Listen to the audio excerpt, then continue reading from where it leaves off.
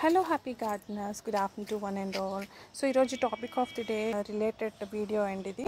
So ఇది మీరు చూసారా, ఇది లాస్ట్ టైం నేను వైజాగ్ వెళ్ళినప్పుడు మంగమని ఆంటీ నాకు కొన్ని స్టెమ్ కటింగ్స్ పంపించారన్నమాట. వాటన్నిటిని నేను ఏం చేశానంటే ఇలాగా ఇసుకలో పెట్టేసి, ఓన్లీ ఇసుకేనండి, కాకపోతే ఇంతవరకు అయితే రెడ్ సాయిల్ వేసాను, కొంచెం ఎరువు రెడ్ సాయిల్ కలిపేసి ఇదంతా కూడాను నేను ఇసుకే వేసానండి. సో ఇసుకలో నేను వీటిని డైరెక్ట్గా గుచ్చేసాను అన్నమాట.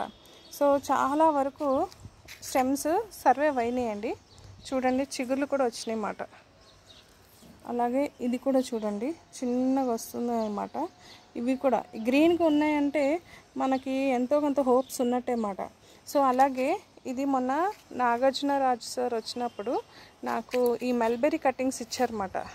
లాంగ్ అని అన్నారు సార్.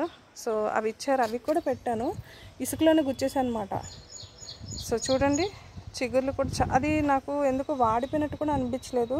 ఇది లీఫ్తో ఇవ్వలేదు నాకు సార్, లీఫ్తో అయితే ఇవ్వలేదు, మామూలుగా ఇచ్చారు. ఈ లీఫ్ కూడా విడుచుకుని చూడండి. ఇది ఏంటంటే మినిమం నేను మోర్ దెన్ 20 days ఇంకా అలా వదిలేస్తాను అనమాట. వదిలితే అప్పుడు రూట్స్ అనేవి చక్కగా ఫామ్ అవుతాయి.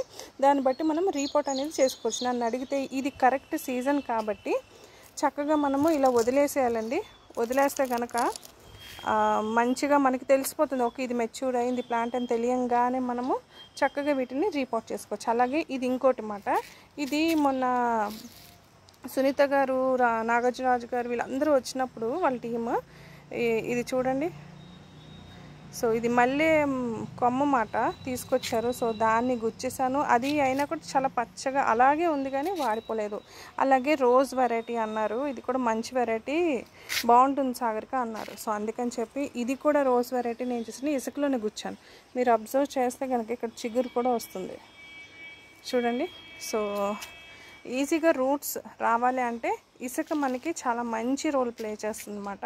సో వీటిని ఇలా మనకి ఎలాగో కంటైనర్స్ ఇస్తాడు కదా నర్సరీలో, సో వీటన్నిటిని పడేయకుండా మనం జాగ్రత్తగా ఉంచుకుంటే ఇలాంటి ఎక్స్పెరిమెంట్స్కి ఇవి చాలా యూజ్ అవుతాయి. గిఫ్ట్ ఇవ్వడానికి కూడా చాలా బాగుంటాయి ఎవరికైనా సరే. సో ఏదైనా మనం ప్రూవ్ చేస్తామనుకోండి, ఏదైనా మంచి వెరైటీ ప్లాంట్ ఇలా ఇసుకలో మనం గుచ్చేసి ఉంచితే మన గార్డెన్కి వచ్చినప్పుడు కూడా వాళ్ళకి గిఫ్ట్గా, రిటర్న్ గిఫ్ట్గా ఇవ్వడానికి కూడా బాగుంటుంది. అలాగే వాళ్ళు కూడా తీసుకొని ఆ ప్లాంట్ నుంచి వచ్చిన ఫ్లవర్ కానీ ఫ్రూట్ కానీ ఏదైనా చూస్తే వాళ్ళు కూడా మనల్ని తలుచుకుంటూ వాళ్ళు కూడా చాలా హ్యాపీగా ఉంటారు. అలాగే వీటిని గుచ్చేసినాక ఏం చేయాలంటే మనము ఇలాగ ఏదైనా కొంచెం పెద్ద మొక్క దగ్గర పెట్టియాలన్నమాట.